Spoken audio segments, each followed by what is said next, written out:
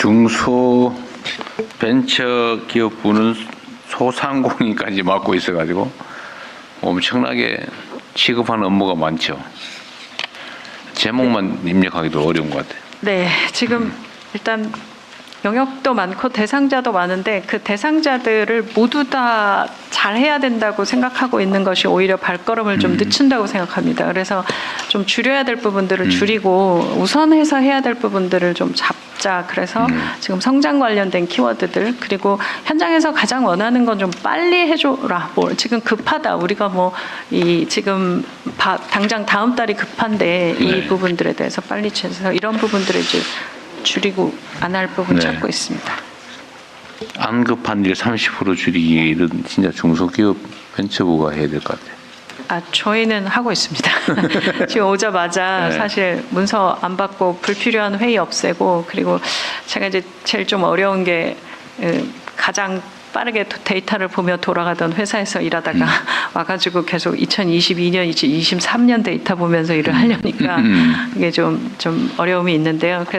그래서 데이터 구축 시간이 걸리더라도 저는 소상공인과 중소기업을 위해서는 오히려 데이터 구축에 집중해야 된다고 생각합니다. 네. 그 데이터 구축 없이 체계적으로 일하지 않으면 건이 너무 많아집니다. 그럴 것 같아요.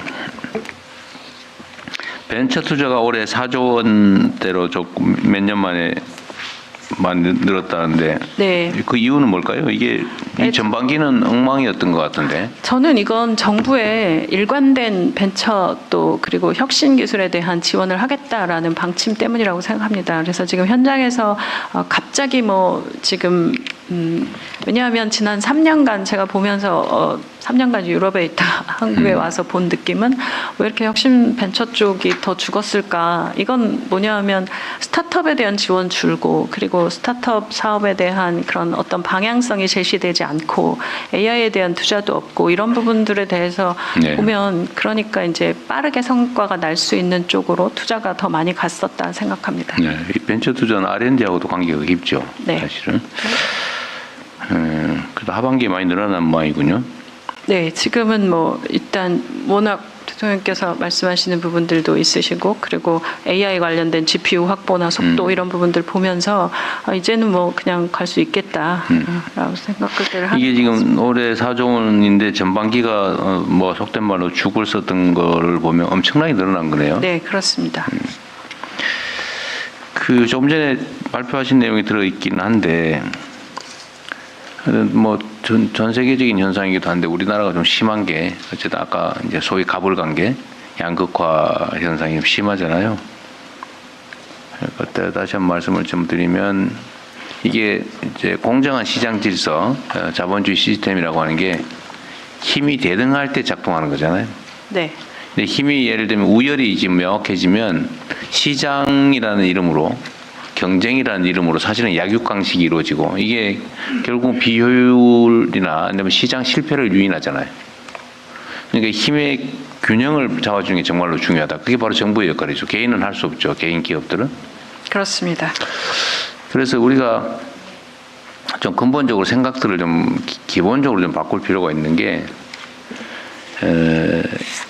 예를 들면 납품 기업들 또는 뭐 대리점 또는 저희가 이 동종 업체들, 특정 기업과 거래하는 기업들, 이게 수평적인 힘의 균형이 이루어지는 경우는 괜찮은데 그게 아니라면 어쨌든 좀 집합적으로 그 조직하고 집단적으로 협상하고 뭐 극단적인 경우는 집단 행동을 할 수 있게 해야 이 균형이 힘의 균형이 맞을 것 같거든요. 근데 이게 근본적으로 지금까지는 상정을 못했던 상황이기 때문에 기업들의 경우는 원칙적으로 단체 행동 또는 단결 행위, 집단 교섭 행위 이거 다 금지되어 있지 않습니까? 네. 공정거래법에. 근데 이게 이제 그 약자들에 대한 강자들의 착취라고 그럴까? 불공정 거래. 이걸 지금 사실은 강요 또는 권장하다시피 하는 상황이 돼버린 것 같아요. 그러니까 우리가 좀 근본적으로 생각을 좀 바꿔야 된다. 이게 사실 오래된 일도 아닌데 1900년대 초반 1900년대 초반까지도 노동자들이 노동조합 만들거나 단체 행동을 하면 이거 전부 처벌했잖아요. 네. 그 1900년대 초반만 해도 미국에서도 전부 뭐 교수형시키고 집단 행동하면 소요죄, 폭동죄, 내란죄 뭐 이런 이름으로 다 사형 집행하고 이랬는데 그게 대공황의 한 원인이잖아요. 그게 결국은 소위 힘센 자본가들이 담합하고 독점하고 결합하면서 약한 노동자들을 계속 탄압을 하다 보니까 결국은 이제 소득 분배도 제대로 이루어지지 않고 결국 수요가 죽고 시장이 죽어서 결국 대공황이 왔다는 그런 논리도 있단 말이에요. 근데 이거를 극복한 게 노동자들한테 단결권을 부여하고 집단 행동할 수 있게 해주고 오히려 보호하고 이러면서 미국이 어쨌든 50년 호황을 이루게 된 한 원인이 됐다. 물론 전쟁도 한 원인이었지만 지금이 그럴 때가 아닌가 싶어요.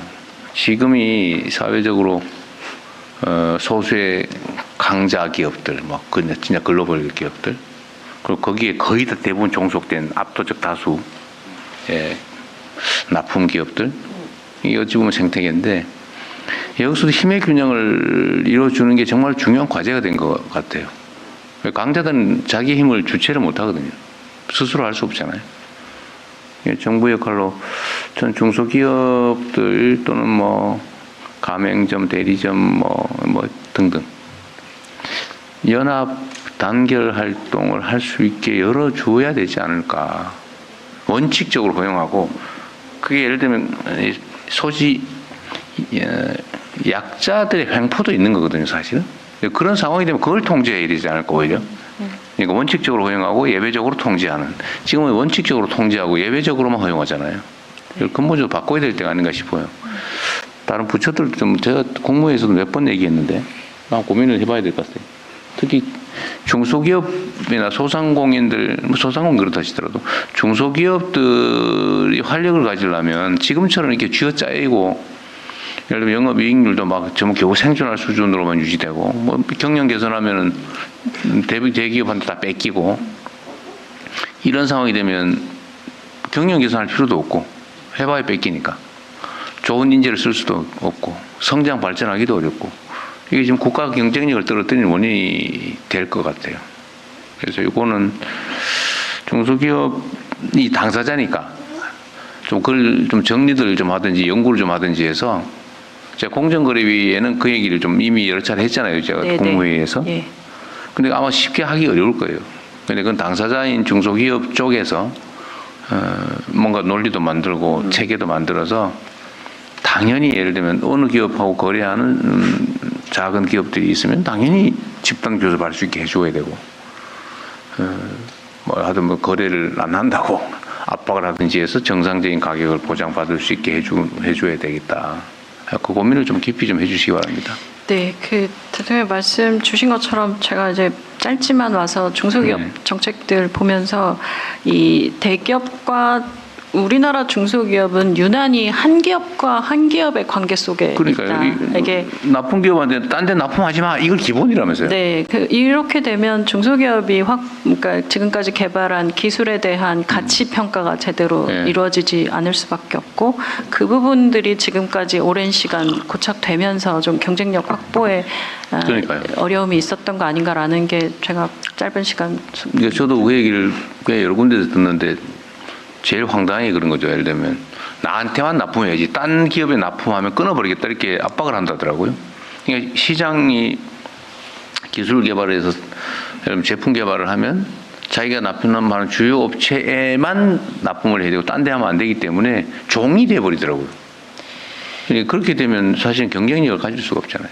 네, 뭐 저도 기업에 있었으니까 왜 기업은 그런 건지는 저는 좀 이해는 하고 또 어떤 측면에서 본다면 이제 중소기업과 대기업 간에 또 주고받은 그러니까 일방적으로 중소기업의 기술이 대기업에만 온 게 아니라 대기업이 여러 가지 노하우도 주고 자본도 주고 했던 관계들이 있을 텐데 그럼에도 불구하고 이제 네. 와서 일을 하면서는 그 부분에 대한 조정과 네. 역할은 좀 정부가 해야 된다는 생각입니다.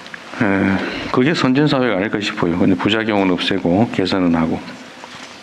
그다음에 창업 앞으로는 이제 어딘가 누군가에 고용돼서 뭐 평생을 살아야 되는 시대가 가버렸잖아요, 이제는. 네.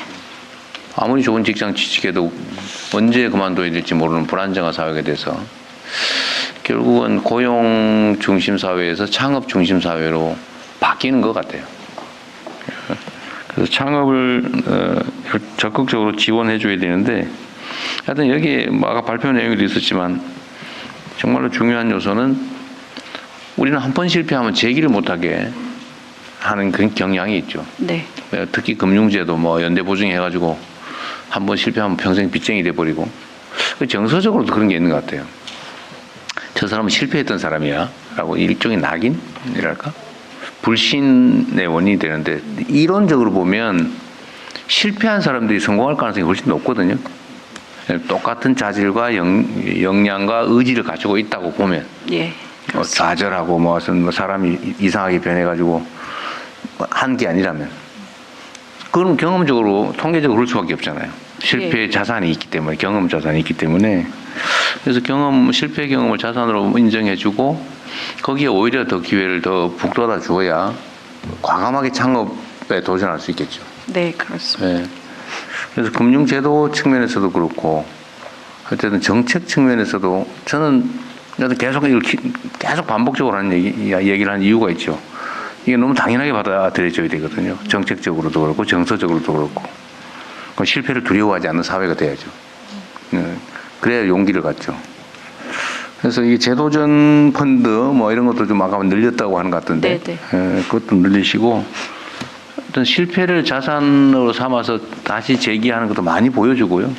격려해주고 판도 많이 깔아주고 객관적으로 평가할 때도 뭐 차라리 저는 몇 번 실패해서 3번 실패해서 플러스 3점 뭐 이렇게 해주면 좋지 않을까 싶어요. 난 그 실제로 타당성이 있다 보이지는데. 실제로 투자 평가할 때도 그런 VC들에서 그런 부분을 판단하는 경우들이 있습니다. 그 창업 경험이 있고 어디까지 키워봤는가에 대한 경험들 이런 것들도 판단하고 있어서. 그런데 뭐 제가 알기로는 이제 서구 선진 국가들은 그게 당연한 걸로. 네. 예를 들면 지원 결정을 할 때도 실패를 많이 하는 사람들을 우선적으로 선정한다고 하던데 우리 사회는 아직까지 거기에 못 미친 것 같아서 드린 말씀이에요. 지난번에 제도전 발표할 때 보니까 한국 사회가 용인하는 실패의 숫자가 1.4였다면 미국은 2.8 정도 된다고 합니다. 그러니까 우리 사회가 확실히 이 실패한 사람에 대해서 용인하는 게 미국 실리콘밸리나 이런 그러니까요. 쪽보다 훨씬 낮은 겁니다. 하여튼 루저 취급하거나 이렇게 하지 않도록 정부부터 좀 적극적으로 정말 분위기를 바꿔야 될 것 같아요. 네, 내년에 월간으로 계속 관련 행사 할 거고요. 그리고 네. 실패한 분들의 데이터를 좀 모아서 이 지금 대전에 실패박물관이라는 게 만들어져 있습니다. 그래서 그래요? 이 데이터를 모아서 그걸 공유하고 또 그 실패했던 내용들을 좀 보면 그 좀 줄일 수 있는 시행착오들을 줄일 그렇죠. 수 있기 때문에 다 데이터베이스화해 볼 생각입니다. 그러니까 이게 너무 당연한데 이게 사람이 사실은 백지 상태에서 뭔가를 배워서 세상을 살아가는데 그 배우는 것 중에 제일 큰 배움이 경험이잖아요. 직접 한번 당해보는 거죠. 하다 보니 지도 그러는데 지도 한번 가다가 한번 전기작을 받으면 자신 안 간다 그러잖아요. 다른 사람의 경험을 배우는 독서나 이런 교습도 중요하지만 직접 체험이 가장 큰 자산인데 네. 하여튼 지금 현재 분위기는 실패한 것에 대한 좀 용인이랄까? 그런 게 좀 많이 부족한 사회 같습니다. 그 다음에 하나 더 얘기한, 이것도 전에 얘기했던 거긴 한데, 저 며칠 전에 들은 아이디어예요. 아마 국무회의 때 내가 얘기했던 것 같은데, 우리가 일단은 지원을 할 때 창업한 후에 지원을 하잖아요. 창업을 할 때는 혼자 해라. 다만, 안내는 해주겠다. 이런 건데, 좋은 아이디어가 있는데 창업 자체를 정부가 함께 해주는, 공공이 함께 해주는 창업 자체를. 그 얘기 저번에 한번 했던, 여기서 안 했나? 딴 데서 했나? 네, 저희 근데 처음 듣는 얘기예요? 네, 딴 데서 했는 모양인데. 그러면 마지막 좀 할게요. 하여튼 이게 지금은 이제 개인이 창업을 하는 걸 행정적으로 지원하는 게 최대치인데 재정적으로 같이 투자를 해줘라. 창업 자체를. 재정도 있긴 합니다. 네. 그래요? 네. 그 누가 아이디어를 줬는데 지금 아이디어가 중요한 시대인데 아이디어가 있는데 돈이 없어서 500만 원, 1000만 원이 없어서 창업 자체를 아예 시도를 못하는 게 많다.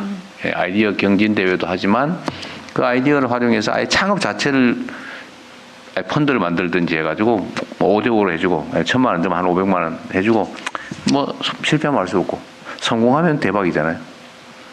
근데 창업 자체를 투자하는 그것도 한번 검토해보는. 비서실도 하고 있다고요? 네, 일전에 네네. 대통령께서 저희한테 지시하셔서요. 준비하고 있으니까 중소기업 벤처부 장관님하고 네. 상의를 하겠습니다. 같이 한번 의논을 해주세요. 네, 지난번에 로컬 창업이랑 창업 관련된 회의는 별도로 좀 했고요. 네, 네. 지금 말씀 주셨던 그 부분으로 네, 네. 네. 자, 그리고 내용. 네. 내년에 창업은 저는 굉장히 중요한 이렇게 내용이라고 생각합니다. 네. 그래서 어쨌든 창업 국가로 가야 되니까요. 아, 참 그거 저 홍보 전략 발표하면서 했던 얘기군요. 자, 그 다음에 자료 좀 잠깐 보고 301페이지에 기술 탈취 대응이 있는데